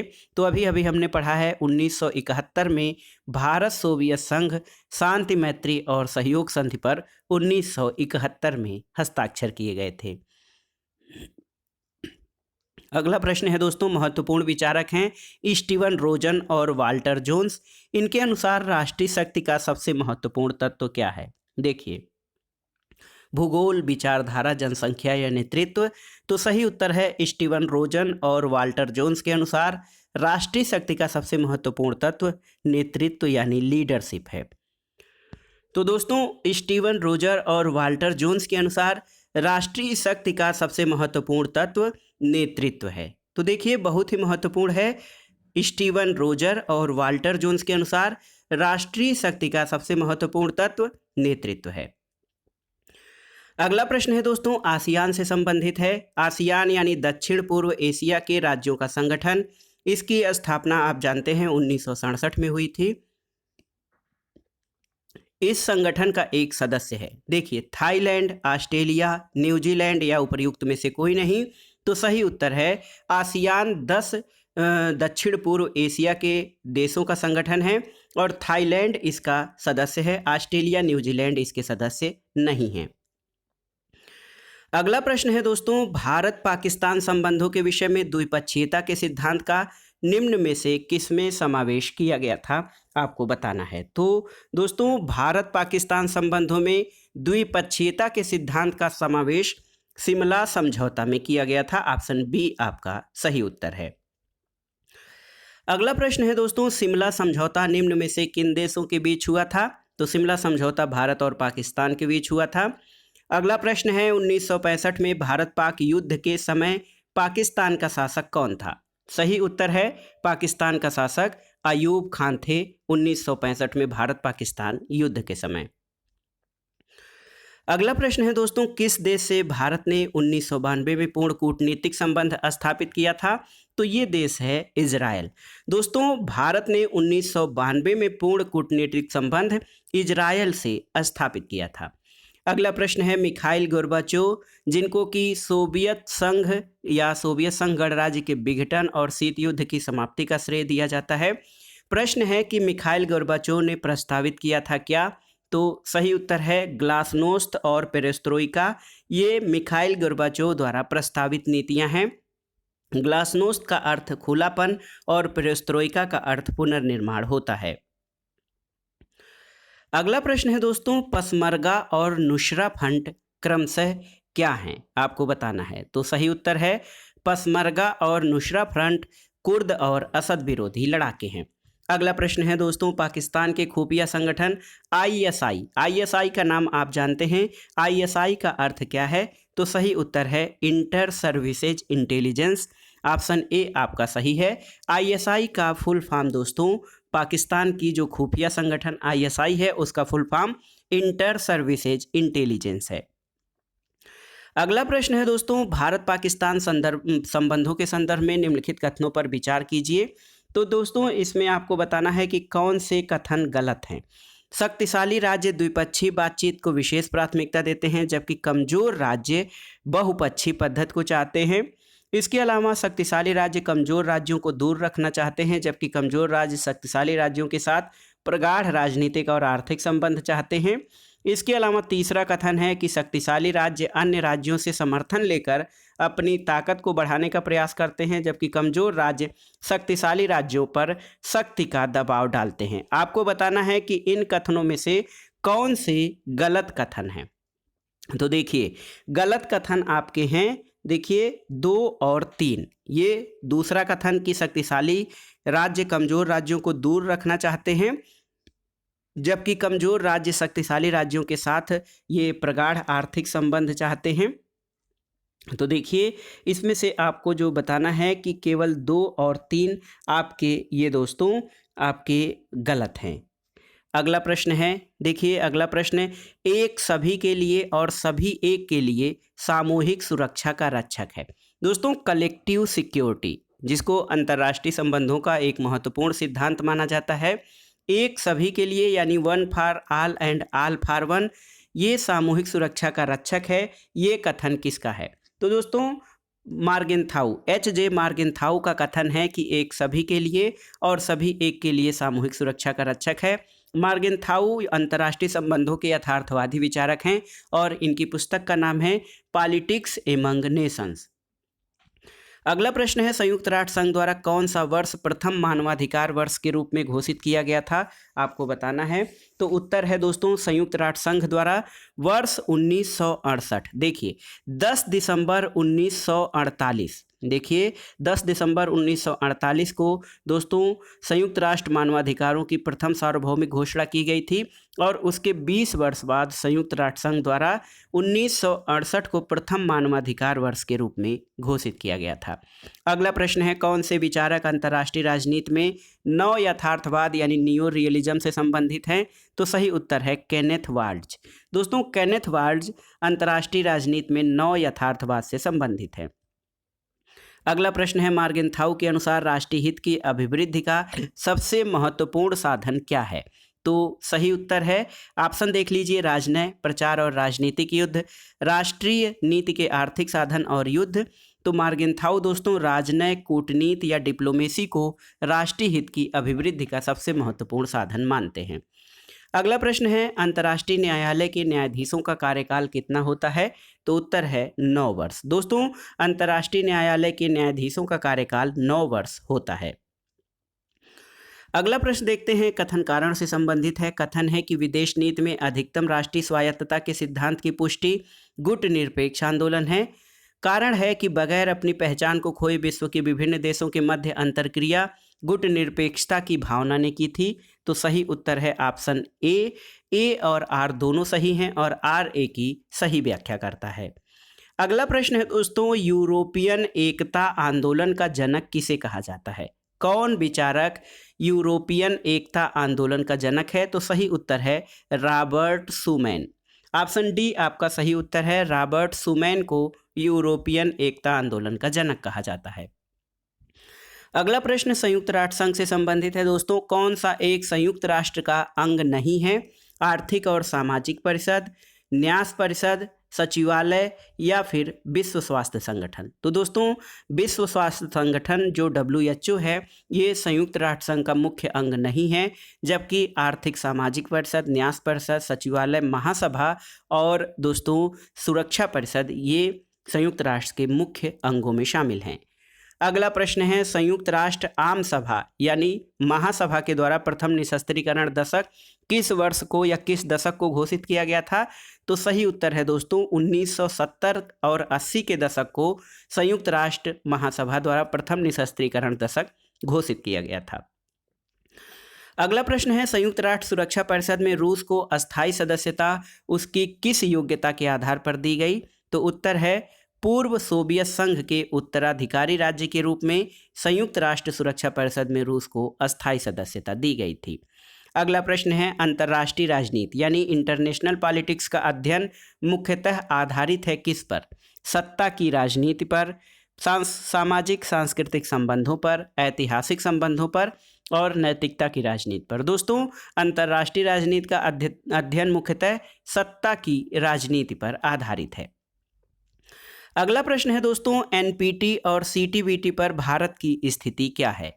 तो सही उत्तर है NPT यानी न्यूक्लियर नॉन प्रोलिफरेशन ट्रीटी और CTBT यानी कम्प्रिहेंसिव टेस्ट बैन ट्रीटी। इन पर भारत की स्थिति ये है कि भारत ने इन दोनों संधियों में किसी पर भी हस्ताक्षर नहीं किया है, क्योंकि भारत इन संधियों को भेदभावपूर्ण मानता है, जो कुछ राज्यों को परमाणु शक्ति संपन्न राज्य और कुछ राज्यों को परमाणु शक्ति अर्जित न करने के लिए जो है एक विभाजक रेखा खींचती है। अगला प्रश्न है निम्नलिखित में से कौन वैश्वीकरण को दर्शाता है? देखिए राज्यों की अर्थव्यवस्थाओं का बढ़ता विलय, राजनीतिक अस्थिरता ये नहीं, सूचना का बढ़ता हुआ प्रवाह और बढ़ती हुई भौगोलिक अंतर्निर्भरता। तो सही उत्तर है वैश्वीकरण या ग्लोबलाइजेशन में दोस्तों राज्यों की पारस्परिक अंतर्निर्भरता बढ़ रही है, सूचनाओं का प्रवाह बढ़ रहा है, अर्थव्यवस्थाओं का विलय बढ़ रहा है और भौगोलिक अंतर्निर्भरता बढ़ रही है। तो 1, 3 और 4 ये कथन आपके सही हैं। अगला प्रश्न है निम्नलिखित में से कौन से निर्णयों में संयुक्त राष्ट्र की सामान्य सभा में 2/3 बहुमत की आवश्यकता होती है? ऑप्शन है शांति और सुरक्षा, नए सदस्य राज्यों का प्रवेश, बजट संबंधी मामले या उपर्युक्त सभी। तो दोस्तों ये सभी मामले इसमें संयुक्त राष्ट्र की महासभा में 2/3 बहुमत की आवश्यकता होती है। अगला प्रश्न है दोस्तों शीत युद्ध वाक्यांश मूलतः संबंधित था। शीत युद्ध या कोल्ड वार क्या है? तो दोस्तों शीत युद्ध वाक्यांश संयुक्त राज्य अमेरिका और सोवियत संघ के बीच विचारधारात्मक संघर्ष को शीत युद्ध वाक्यांश के नाम से अभिहित किया गया। और शीत युद्ध शब्द के प्रथम प्रयोगकर्ता कौन है? तो आप जानते हैं शीत युद्ध शब्द का पहले बार प्रयोग 1946 में बर्नार्ड बारूच के द्वारा किया गया था। अगला प्रश्न कथन कारण से है। कथन है कि यह मानने के लिए कारण है कि राष्ट्र का युग अब समाप्ति की ओर है। तो ये सही नहीं है। और कारण है कि राष्ट्रवाद के कारण नए राज्यों का जन्म, साम्राज्यों के विघटन और सीमाओं का पुनर्निर्धारण हुआ है। तो इसमें दोस्तों ए गलत है लेकिन आर सही है। तो सही उत्तर आपका हो जाएगा ऑप्शन डी। यह मानने के लिए कारण है, पर्याप्त कारण है कि राष्ट्र का युग अब समाप्ति की ओर है। ये गलत कथन है। अगला प्रश्न है किसने कहा है शक्ति के रूप में परिभाषित राष्ट्रीय हित अंतर्राष्ट्रीय राजनीति का मुख्य तत्व है? तो सही उत्तर है अंतर्राष्ट्रीय राजनीति के यथार्थवाद के प्रमुख प्रवक्ता मार्गेंथाउ का कथन है कि शक्ति के रूप में परिभाषित हित अंतर्राष्ट्रीय राजनीति का मुख्य तत्व है। अगला प्रश्न है निम्नलिखित में से क्या विदेशी नीति का निर्धारक तत्व नहीं है? ऑप्शन देखिए सामाजिक न्याय, सैन्य शक्ति, औद्योगिक क्षमता और नेतृत्व। दोस्तों विदेश नीति के निर्धारक तत्वों में किसी देश की सैन्य शक्ति, औद्योगिक क्षमता और नेतृत्व आता है। इसमें सामाजिक न्याय शामिल नहीं है। तो ऑप्शन ए आपका सही उत्तर हो जाएगा। विदेश नीति का निर्धारक तत्व सामाजिक न्याय नहीं है। अगला प्रश्न है एकमात्र देश जिसने संयुक्त राष्ट्र संघ की सदस्यता का प्रत्याहरण यानी परित्याग किया है? ऑप्शन है चीन, जर्मनी, इंडोनेशिया और इथोपिया। तो उत्तर है इथोपिया ने दोस्तों संयुक्त राष्ट्र संघ की सदस्यता का प्रत्याहरण किया था, यानी उसकी सदस्यता उसने त्याग दी थी। अगला प्रश्न है, किसने कहा है कि शक्ति का प्रयोग करने वाले और जिसके विरुद्ध शक्ति प्रयुक्त होती है, इन दो तरह के राष्ट्रों के बीच का मनोवैज्ञानिक संबंध ही राजनीतिक शक्ति है? तो ये कथन H.J. मार्गेनथाउ यानी हैंस मार्गेनथाउ का है, जो कहते हैं कि शक्ति का प्रयोग करने वाले और जिसके विरुद्ध शक्ति प्रयोग होती है, इन दो तरह के राष्ट्रों के बीच का मनोवैज्ञानिक संबंध ही राजनीतिक शक्ति है। अगला प्रश्न है दोस्तों, मानवाधिकारों की अवधारणा विशेष रूप से संबंधित है किससे? ऑप्शन देखिए, राजनीतिक समानता से, आर्थिक स्थायित्व से, मानव होने के नाते मानव की गरिमा से, इनमें से कोई भी नहीं। तो सही उत्तर है दोस्तों मानव अधिकारों की अवधारणा या कॉन्सेप्ट ऑफ ह्यूमन राइट इस विशेष रूप से संबंधित है कि मानव होने के नाते मानव गरिमा के लिए कुछ मानवाधिकार आवश्यक हैं। तो सही उत्तर है मानवाधिकारों की अवधारणा विशेष रूप से मानव होने के नाते मानव की गरिमा से संबंधित है। अगला प्रश्न है, ब्रिक्स शिखर सम्मेलन ब्राजील, रसिया, इंडिया, चाइना और साउथ अफ्रीका का जो सम्मेलन हुआ था ब्राजील में कब आयोजित हुआ था? तो सही उत्तर 2010 में। तो ये थे आज के प्रश्न दोस्तों। इसमें आपने देखा अंतर्राष्ट्रीय राजनीति और प्रमुख संस्थाओं और संगठनों से संबंधित प्रश्न जो पीजीटी यानी प्रवक्ता परीक्षा के अंतर्गत पूछे जाते हैं। ये प्रश्न टीजीटी के अंतर्गत तो नहीं पूछे जाएंगे, लेकिन दोस्तों कुछ प्रश्न ऐसे हैं जो कभी कभार टीजीटी यानी प्रशिक्षित स्नातक परीक्षा के अंतर्गत भी पूछ लिए जाते हैं, लेकिन प्रवक्ता परीक्षा के लिए इन प्रश्नों को तैयार करना बहुत ज़रूरी है। दोस्तों ये वीडियो प्रवक्ता परीक्षा यानी पीजीटी परीक्षा के साथ साथ गवर्नमेंट इंटर कॉलेज प्रवक्ता, गवर्नमेंट डिग्री कॉलेज, उच्चतर शिक्षा असिस्टेंट प्रोफेसर और नेट जेआरएफ राजनीति विज्ञान के लिए बहुत ही उपयोगी तथा महत्वपूर्ण है। आप इन प्रश्नों को तैयार कर लीजिएगा। समय कम बचा है दोस्तों, इसलिए ज़्यादा से ज़्यादा रिवीजन पर आप लोग ध्यान दीजिए और प्रश्नों को सही करने पर कन्फ्यूजन न होने पाए। आप प्रश्नों को सही और सटीक पढ़ें ताकि परीक्षा हाल में जो है सही प्रश्नों का उत्तर दे सकें। ये था आज का वीडियो अंतर्राष्ट्रीय राजनीति और अंतर्राष्ट्रीय संगठन और संस्थाओं से संबंधित प्रश्न। वीडियो आपको कैसा लगा हमें कमेंट बॉक्स में ज़रूर बताइएगा। वीडियो को लाइक करें, शेयर करें और इस चैनल मार्गदर्शन फॉर सिविल सर्विसेज को सब्सक्राइब करें। वीडियो देखने के लिए धन्यवाद दोस्तों। नमस्कार।